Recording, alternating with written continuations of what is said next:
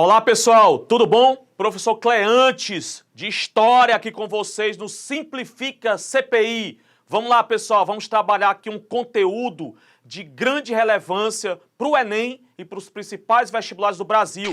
Vamos aqui para a Revolução Francesa, atentai bem pessoal, vamos pegar dicas a respeito desse conteúdo tão importante, tão relevante para os principais vestibulares do Brasil e também para o Enem, claro. Vamos nessa, vamos lá, vamos começar. Meus queridos, quer entender os principais momentos da Revolução Francesa? Vou te dar essa dica. Olha só, para entender bem a Revolução Francesa, o que você vai fazer? Você vai buscar os antecedentes dessa revolução, as principais causas, as motivações para a eclosão desse processo revolucionário, o desenvolvimento. Olha só, a Revolução Francesa eclodiu em 1789 e se alastrou aí até 1799. Foram longos 10 anos de grandes reviravoltas políticas. Nós vamos ver aí, portanto, posteriormente, claro, as suas consequências, os seus desdobramentos. Essa dica é importantíssima para que a gente possa dar o pontapé inicial aí para a nossa Revolução Francesa. Vamos lá então, né? Vamos lá para os antecedentes, para as causas que levaram à eclosão do processo revolucionário lá na França. Começando aqui com o entendimento de uma França pré-revolucionária, portanto, nós vamos ter, portanto, a maior população da Europa Ocidental naquele momento. Nós vamos ter aproximadamente 25 milhões de habitantes desse país, onde 80% era agrário, era rural, né? Então a França era um país relativamente agrário, com pouquíssimas indústrias. Nós vamos ter aqui, pessoal, em termos políticos, o absolutismo monárquico, é o período do antigo regime, dos reis absolutistas. E aqui nesse momento na França, nós temos o governo do rei Luís XVI. O rei Luís XVI e sua corte, que promoviam muitos gastos com festas, com banquetes, com pagamento de pensões, com a participação da França em guerras consideradas inúteis, como a participação da França na Guerra de Independência dos Estados Unidos. Não trouxe grande relevância, portanto, para o governo francês, o que ocorreu lá na formação dos Estados Unidos. Nós vamos ter aqui tratados desvantajosos, como o Tratado de Eden-Reineval, que a França promovia com a Inglaterra, não trazia grandes lucros para a Inglaterra. Isso vai desembocar mais à frente numa crise econômica, mas também uma crise social.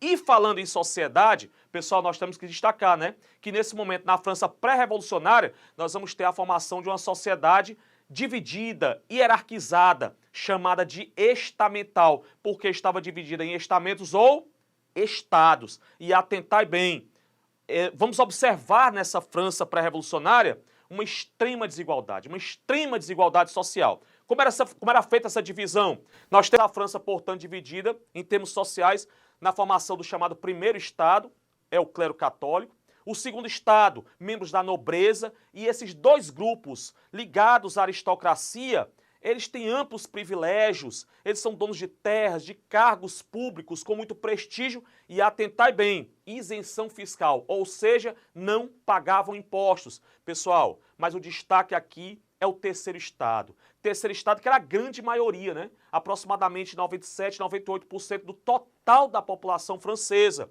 Esse terceiro Estado era composto por membros da burguesia, por camponeses, pelos chamados sans-culottes, que eram trabalhadores urbanos empobrecidos. Meus queridos, e é justamente os membros, os representantes do terceiro Estado, que tinham diversas obrigações e pagavam pesadíssimos impostos. Olha a situação do terceiro Estado. Então, cabia ao terceiro Estado o pagamento de uma pesadíssima carga tributária, ou seja, os impostos, que servia para sustentar os luxos e os privilégios da aristocracia, dos membros do primeiro e do segundo Estado, do clero e da nobreza. Aí percebe-se, portanto, a desigualdade social presente nessa sociedade francesa às vésperas da Revolução. Vamos lá, pessoal. Tudo isso vai desembocar numa crise econômica. Essa crise econômica que, claro, primeiramente atinge ao terceiro Estado. Só que, quando essa crise econômica chega ao primeiro e ao segundo Estado, aí seria o momento de resolver a crise. Aí nós vamos ter essa situação, a chamada Revolta dos Notáveis, de 1787, onde nobres inconformados com uma proposta, atentai bem, com uma proposta de cobrança de impostos, esses nobres exigem a convocação dos chamados Estados Gerais, da Assembleia dos Estados Gerais, que é convocada pelo próprio rei Luís XVI, isso em 1789. Olha o ano, é o ano que eclode, portanto, a Revolução Francesa. E nessa Assembleia dos Estados Gerais, onde nós vamos ter, na verdade, uma reunião consultiva de membros dos 3 estados. Pessoal, o objetivo, portanto, aqui é resolver a situação da crise e automaticamente da própria tributação. Olha o que foi colocado em pauta. Para resolver a crise, o que devemos fazer? Aumentar os impostos, sim ou não? Isso foi colocado em votação. Só que olha o problema dessa votação no momento aqui. Vamos ter uma divergência. Por quê? Porque o voto não era por representante, onde o terceiro estado seria a maioria. Nós vamos ter aqui o voto por estado, né? E essa situação, claro, primeiro e segundo estado votariam em conjunto.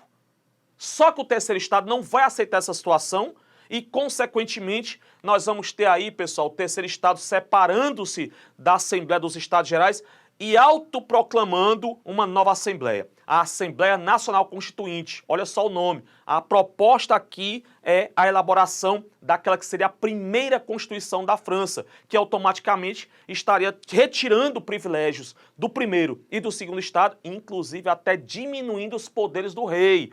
Nós não teremos mais, agora com uma Constituição, um Estado absolutista, porque ninguém está acima da Constituição, nem mesmo o rei. Então é um processo de grandes transformações políticas, é um momento de ruptura. E tudo isso acontecendo no meio, no espaço político, mas também, pessoal, nas ruas de Paris, no campo, e aí eclode de vez a Revolução Francesa. Olha a data, 14 de julho de 1789. É um momento aí que os historiadores definem como o início de fato da Revolução Francesa, com a queda ou tomada da Bastilha. Olha a imagem aqui, pessoal. Essa Bastilha, que seria uma espécie de prisão para os inimigos do rei, os inimigos da monarquia. Era um grande símbolo do poder absolutista de Luís XVI. Então esses revoltosos que estão se tornando revolucionários, eles decidem tomar a Bastilha para mostrar para o rei que não é ele que tem poder, é o povo. Então eclode, começa, tem início de fato aquilo que chamamos de a Revolução Francesa. Inclusive, os historiadores definem esse momento até mesmo como o momento da chamada Era Contemporânea. Começava, portanto, a chamada Idade Contemporânea nesse momento. Agora vamos lá, vamos desenvolver essa revolução. Revolução Francesa que tem como primeira fase a Assembleia Nacional.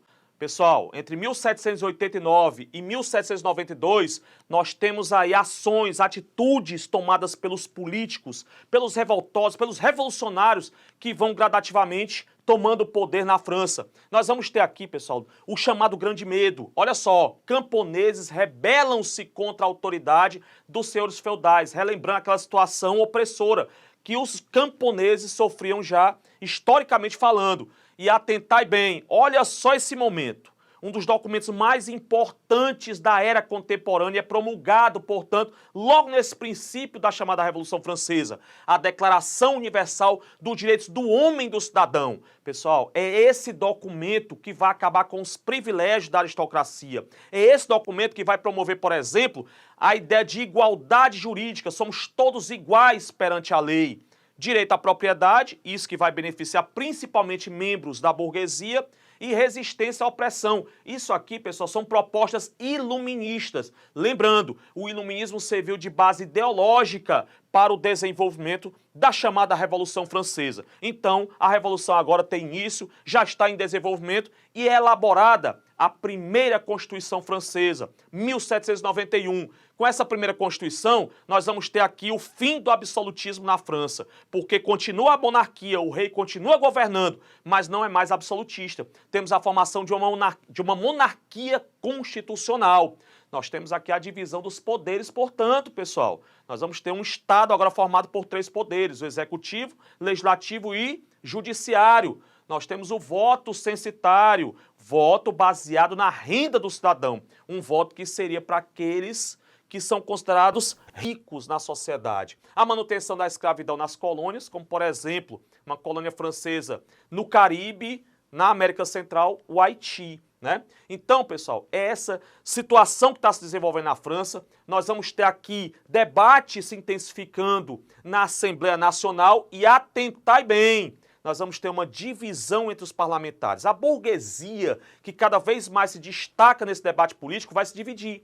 Vai se dividir em dois grandes grupos. Temos aqui a formação dos chamados girondinos, representantes da alta burguesia, conservadores, moderados, e sentavam-se à direita do parlamento.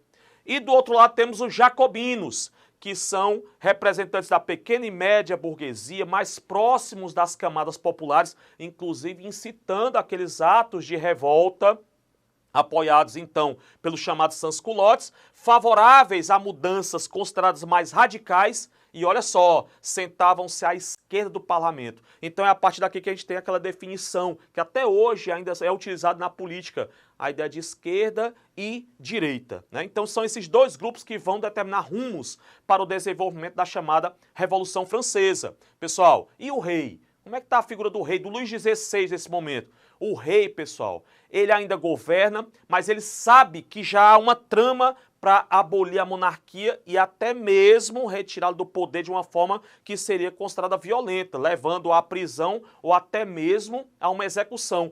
E é nesse cenário que o rei, tenta fugir, só que ele é preso. Isso ainda no ano de 1791. Nessa fuga ele é preso, há um debate ainda entre girondinos e jacobinos para ver qual a situação agora da monarquia, mas ainda permanecem com o rei no poder. Pessoal, o rei que secretamente tramava com nações aliadas, nações absolutistas europeias, que não estavam vendo com bons olhos a tal Revolução Francesa. A França, portanto, é invadida por exércitos de países absolutistas aliados da França, né? Do rei, da monarquia, a Áustria e a Prússia. O rei, nesse contexto, portanto, é sim, de fato, considerado um traidor da França e da Revolução. A monarquia é abolida nesse ano de 1792 e olha a situação, pessoal. Nós temos aqui agora a formação com esse fim da monarquia de uma convenção, a chamada Convenção Nacional, formada aos moldes republicanos, e é a segunda fase da Revolução, que ocorre de 1792 a 1795, onde nós vamos ter, de fato, os girondinos e jacobinos ocupando espaços de poder. Meus queridos, num primeiro momento nós vamos ter os girondinos à frente dessa convenção, mas os jacobinos ainda mantêm influência, e é justamente essa influência que faz com que, no dia 21 de janeiro de 1793, o rei seja executado. Ele foi considerado um traidor, ele foi julgado e ele foi condenado à morte, morte na guilhotina. O rei Luís XVI é guilhotinado em praça pública. Olha só a situação. Claro que isso vai causar um pavor em outras nações absolutistas europeias, porque esse exemplo francês poderia chegar a esses outros países. Então, pessoal, é formada a chamada primeira coligação contra a França. Países como a Áustria, a Prússia, agora em conjunto com a Espanha, com a Holanda e até a Inglaterra, que nem absolutista ela mais. Bora relembrar, né? A Inglaterra deixa de ser um país absolutista a partir da chamada Revolução Gloriosa de 1688. Então nós temos aqui, pessoal, a França que vai sim se defender, vai vencer essa chamada primeira coligação, mas nós temos, além de ataques externos, também ataques internos. Porque qual é o ano? 1793, né? A Revolução eclodiu em 1789. Já estamos no 5º ano da Revolução e até agora permanece a crise econômica. Nós não temos a situação das camadas populares mais empobrecidas realmente resolvida com os rumos que estão sendo tomados por essa revolução, com a burguesia que chegou de fato ao poder. Então começam a acontecer revoltas populares, como por exemplo a Revolta de Vendéia, uma revolta camponesa que é contrária à revolução e é duramente combatida. Meus queridos, de novo, a ideia é que permanece na França, mesmo com todo o processo revolucionário, essa crise econômica. E é nesse cenário que entre 1793 e 1794, os jacobinos assumem o poder na convenção. É um momento de radicalismo, o que vai se tornar mais à frente um momento extremamente sangrento, o momento mais sangrento da revolução, onde nós vamos ter com os jacobinos no poder o estabelecimento de uma nova Constituição, a chamada Constituição do Ano 1, onde temos aí alterações na política francesa, com o estabelecimento do chamado sufrágio universal, ou seja, teríamos o voto estabelecido para todos, mas aí não seria para todos realmente, porque nesse momento o sufrágio universal era masculino, ou seja, as mulheres estavam fora das decisões políticas. Nós vamos ter o fim da escravidão nas colônias francesas, isso também foi um grande avanço, seguindo os parâmetros, seria o ideal da Revolução Francesa, por exemplo, a ideia de liberdade, né? E, consequentemente, jacobinos no poder começam a divergir. Nós vamos ter divergências entre jacobinos e agora é jacobino contra jacobino. Eles não conseguem se entender e tomar rumos para desenvolver essa Revolução Francesa. Nessas divergências, nós vamos ter aqui um caso clássico, né? Duas das maiores lideranças jacobinas vão se enfrentar. Danton e Maximilien Robespierre, que eu trouxe até na imagem aí para vocês, né, pessoal? Esse é o grande nome dentre as lideranças jacobinas. E nessa disputa entre os dois, Robespierre, praticamente é ele que manda Danton para a guilhotina. É um período, pessoal, como eu falei agora há pouco, extremamente sangrento. É o período do chamado terror, com o abuso da guilhotina. Nós vamos ter aqui milhares de pessoas guilhotinadas ao longo desse ano, principalmente de 1794, e isso vai promover um desgaste do governo. A população está aterrorizada com os rumos da política francesa, agora dominada pelos jacobinos. E nessas divergências entre os membros dos jacobinos, nós vamos ter o golpe do 9 Thermidor. Porque nessas divergências entre jacobinos, quem vai se aproveitar disso? Os girondinos. Essa reação termidoriana é um golpe promovido pelos girondinos e Maximilien Robespierre é considerado um traidor da Revolução, ele é guilhotinado e os girondinos automaticamente retomam o poder. Nós vamos ter nesse momento perseguições intensas a jacobinos, o chamado terror branco, com muitos desses jacobinos sendo guilhotinados, e aí vamos para a terceira e última fase da Revolução Francesa. É o momento do chamado Diretório, que vai de 1795 a 1799. Meus queridos, 1795, imediatamente os girondinos anulam todas as decisões jacobinas, através de uma nova Constituição.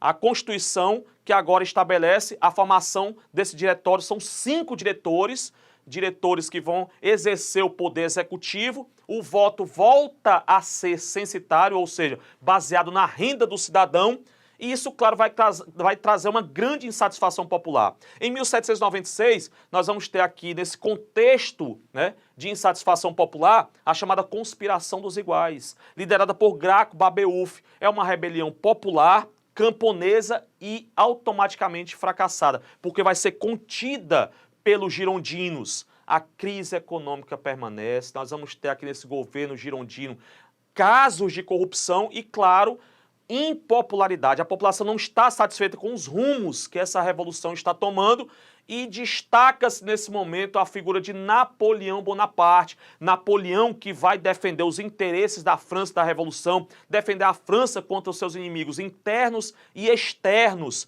Napoleão destaca-se, está aí ele na imagem para vocês, e Napoleão é convidado pelos girondinos a fazer parte do governo, a fazer parte do diretório. No momento em que Napoleão Bonaparte chega ao poder, Napoleão aplica um golpe de Estado, o chamado golpe do 18 Brumário, é em 1799, pessoal. É a partir desse momento que temos aí Napoleão Bonaparte tomando o poder na França, automaticamente temos o fim da Revolução Francesa e as consequências disso é o que mais à frente veríamos na chamada Era Napoleônica, que fica agora para uma próxima oportunidade para a gente dar seguimento aí a esse momento tão importante do início da chamada Idade Contemporânea. Mas, pessoal, bora praticar? Bora colocar em prática isso que vimos aqui, pegar um exemplo de uma questão que já foi enfatizada anteriormente pelo Enem. Vamos lá, vamos para a questão, vamos praticar. Fala-se muito nos dias de hoje em direitos do homem. Pois bem, foi do século XVIII, em 1789, precisamente, que uma Assembleia Constituinte produziu e proclamou em Paris a Declaração dos Direitos do Homem e do Cidadão. Essa declaração se impôs como necessária para um grupo de revolucionários por ter sido preparada por uma mudança no plano das ideias e das mentalidades, o iluminismo. Pessoal, Olha só a proposta do Enem para vocês. Correlacionando temporalidades históricas. É tudo que o Enem quer de vocês. É que você possa fazer, portanto, né, esse link entre o passado e o presente, correlacionando, portanto, essas temporalidades históricas.